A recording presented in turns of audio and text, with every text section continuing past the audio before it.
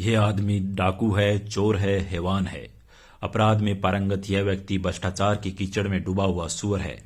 जब गरीब और लाचार करा रहे होते हैं, यह निर्दयी हुंकार भरता है।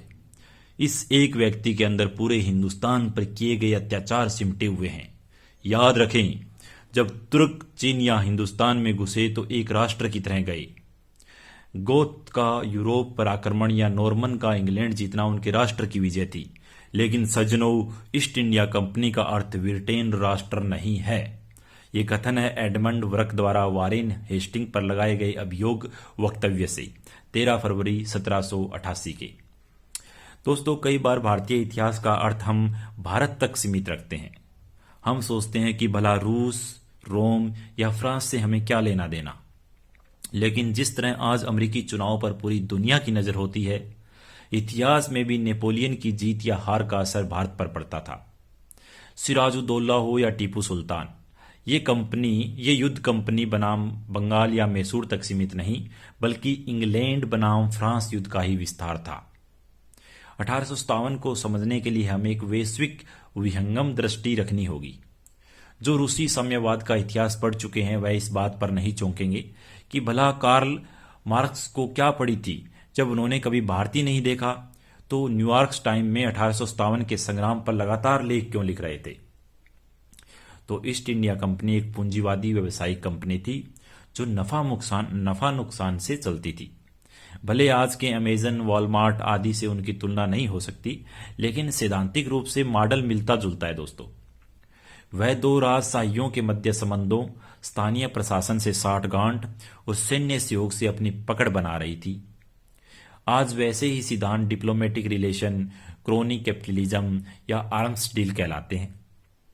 लेकिन अमेजन या माइक्रोसॉफ्ट अगर भारत जैसे देशों से कमाकर अमेरिकी राष्ट्र से भी ताकतवर हो जाए तो, अगर उनकी निजी सेनाओं में इतनी फौजी हो जितने किसी देश में होते हो तो, अगर उनके शेयर का महत्व अमेरिकी डॉलर से भी कहीं अधिक हो, अगर न्यूयॉर्क से लेकर भारत की सड़कें उनकी जेब से ही बनने लगे, अगर वे अमेरिकी संविधान और वित्तीय कानूनों की अनसुनी कर अपनी मनमानी करने लगे, अगर वे स्वयं को वे न सिर्फ आधे अमेरिका बल्कि भारत का ही शासक समझने लगे, राष्ट्रपति वे चुने, दलों को चंदा वहीं दे, नेता उनके हो, सभी पॉलिसी भी उनके द्वारा बनाई गई हो। आज वाम रुझानों के अखबारों से लेकर दक्षिणपंथी पत्रिका तक अमेजन इंडिया को ईस्ट इंडिया कंपनी 2.0 कहने लगी है। तो ऐसी संभावनाओं पर मंथन हो सकता है।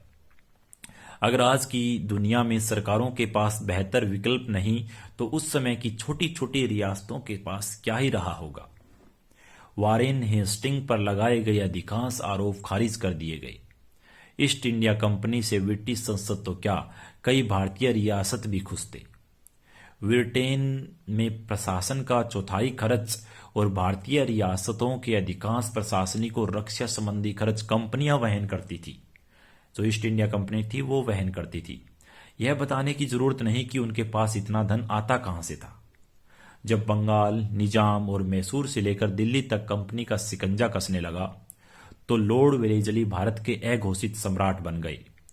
उन्होंने मुगल बादशाहों की तर्ज पर अपना एक राजसी महल बनवाना शुरू कर दिया। 1803 में ब्रिटिश संसद में कहा गया, वेलेजली के नेतृत्व में भारतीय सरकार तानाशाही में तब्दील हो गई है।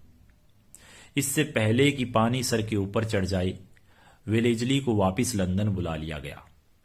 कंपनी का भारत से व्यापार पर एकाधिकार खत्म कर दिया गया और अन्य विदेशी कंपनियां कलकत्ता पहुंचने लगी।